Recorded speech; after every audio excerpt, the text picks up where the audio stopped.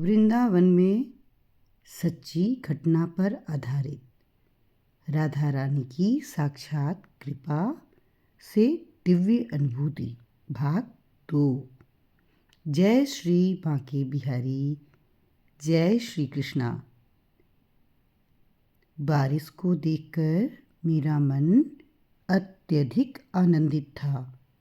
याद आया बहुत पहले जब दीदी और बच्चों के साथ मैं निधवन गई थी तो उसकी दिव्यता इन्हीं बरसात की बूंदों के साथ स्वतः ही प्रकट हुई थी। तुलसी की लताओं के समीप पहुंचते ही अचानक से रिमझिम बारिश की फुहार ने रोम रोम को आनंदित कर दिया और एक पल के लिए मुझे लगा हर तुलसी के नीचे राधा कृष्ण का एक दिव्य स्वरूप क्षण भर के लिए प्रकट सा हुआ एवं दिव्यता का एहसास कराकर दूसरे ही क्षण हवा में विलीन हो गया। क्षण भर का एहसास था, पर निधन का यह सच राधा की कृपा से स्वतः ही प्रकट हो गया था और हृदय को पवित्र बना गया। सुबह सुबह उठकर हम दीदी के बड़े बेटे, उसकी नई बहू के साथ सबसे पहले निधवन के पवित्र भूमि की ओर निकल पड़े कि गेट खुलते ही कृष्ण राधा की बिखरी सेज को अच्छी तरह से देख सकें, दिव्य दर्शन कर सकें।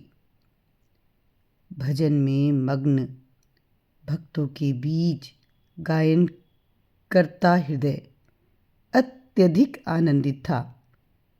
कहीं नृत्य में, कहीं गायन में अंग अंग थिरकता हुआ राधे राधे पुकार रहा था। कहीं चुनरी में, अचानक मिले प्रसाद में, आनंद भरे हर एहसास में राधा की कृपा बरसती सी दिख रही थी।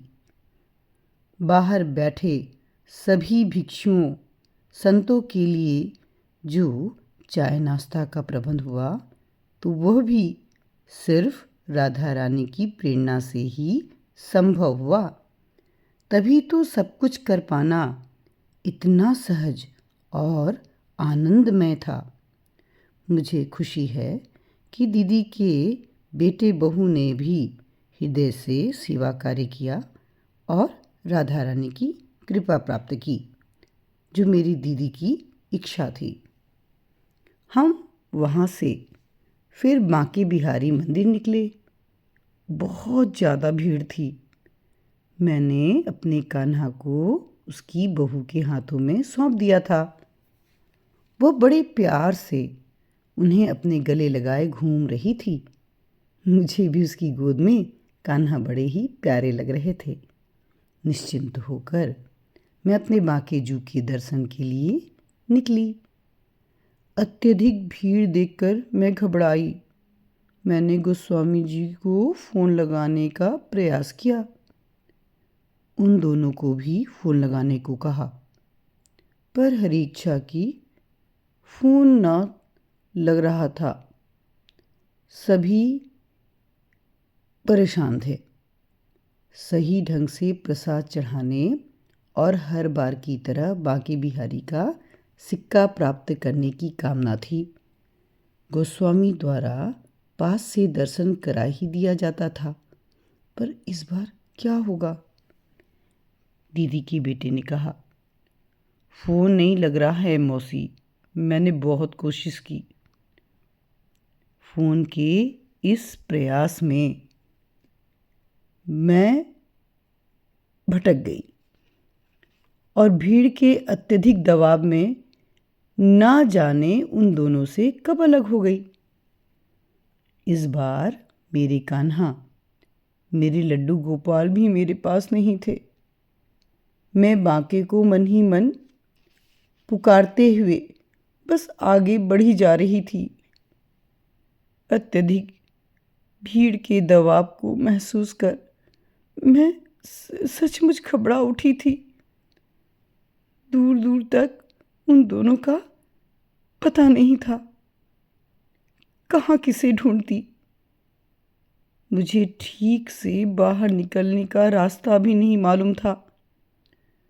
मन में उन दोनों को लेकर ही चिंतन चल रहा था कि भीड़ के साथ बांके बिहारी के सामने पहुंच गई तो आंखें आश्चर्य से फटी की फटी रह गईं। गुलाबी रंग के भव्य वस्त्रों को पहने, गुलाबी फूलों की सजावट के बीच मेरे बांके बिहारी अत्यधिक मनमोहक लग रहे थे। आरती हो रही थी। मैं प्यार से उनकी आरती देख रही थी। थोड़ा तिरछा हो जाने पर वो सामने नजर आ रहे थे। थोड़ी देर के लिए मैं सब कुछ भूल गई। फिर याद आया कि वो दोनों कहीं नजर नहीं आ रहे हैं। फोन पर बात भी नहीं हो पा रही है। उस विशाल कक्ष में अंदर की ओर बांके के सामने से बाईं तरफ थोड़ा ऊपर गोस्वामी लोग विराजते हैं, बैठते हैं। सोचा कूदकर वहीं चली जाती हूँ। इन फोन वाले गोस्वामी जी का पता भी करती हूँ, शायद मिल जाए। प्रसाद फूल अच्छे से चढ़वाकर बांके का सिक्का भी लेने का प्रयास करूँगी। प्रभु की कृपा से जिनको ढूंढ रही थी उस वक्त वहाँ नहीं थे, पर उनके किसी सेवक से भेंट हो गई। उसने कहा, लाइए मैं ही करवा देता हूँ। उसने मात्र 500 रुपये ही लेकर फूल प्रसाद चढ़ाया।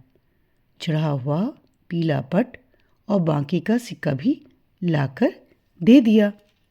मैं आश्चर्य से उस सेवक को देख रही थी कि इस बार 500 रुपये में ही इतना सब कुछ कैसे हो गया।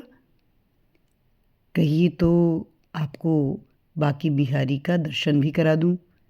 मैंने मन ही मन सोचा, क्यों नहीं, बांके का फिर से दर्शन हो जाए तो क्या बात है। मैं आपको सीढ़ी के ऊपर तक पहुंचा देता हूं।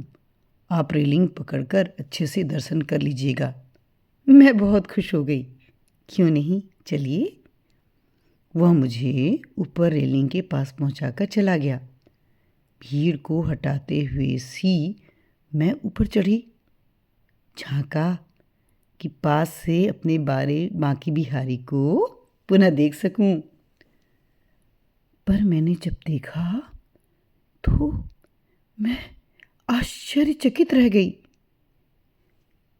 चमकीले से ग्रे कपड़े में सजे मेरे बांके बिहारी की इस सज्जा में गुलाबी रंग लेश मात्र भी नहीं था।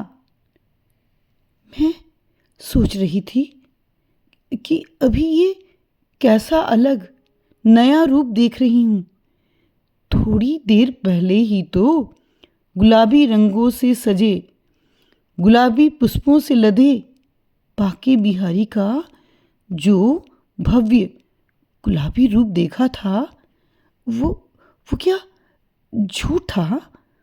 मैंने इधर उधर देखा, वो लड़का भी जा चुका था। फिर वो दोबारा नहीं दिखा कि उससे कुछ पूछ सकूं।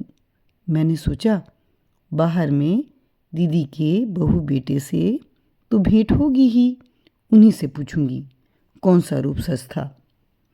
बाहर आई, फ़ोन के जरिए जूते वाली दुकान पर पहुंच पाई तो पाया कि वे दोनों मेरे कान्हा को लिए वहीं खड़े हैं। मैं नहीं मिली तो वे दर्शन कर बाहर निकल गए। कुछ थोड़ा खाया और वहीं आकर इंतजार करने लगे। मैंने आते ही पहला प्रश्न किया, मुझे पहले ये बताओ कि बांके बिहारी ने किस रंग की पोशाक पहनी थी। उन लोगों ने कहा, मौसी बहुत भीड़ थी ना, दर्शन ठीक से कहाँ कर पाए। अरे कुछ तो याद होगा, ग्रे वस्त्र था या गुलाबी वस्त्र। अरे वस्त्र कहाँ से देखते, हमारा ध्यान तो कान्हा को बचाने में लगा हुआ था, कान्हा कहीं गिर न जाए, इसलिए तुरंत ही निकल गए।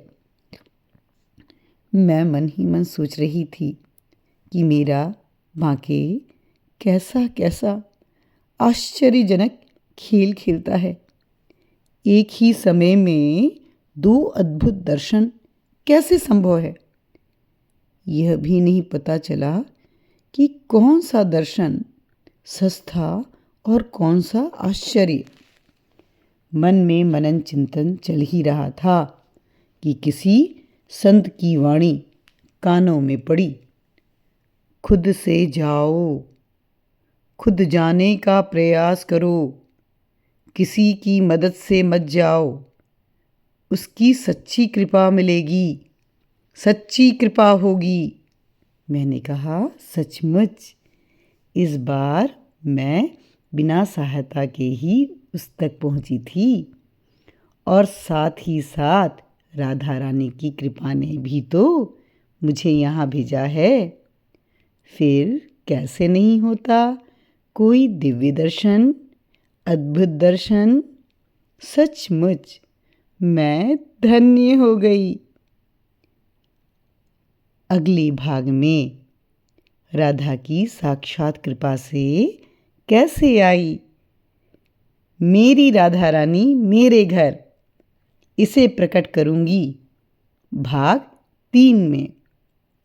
जय श्री बांके बिहारी, जय श्री राधे।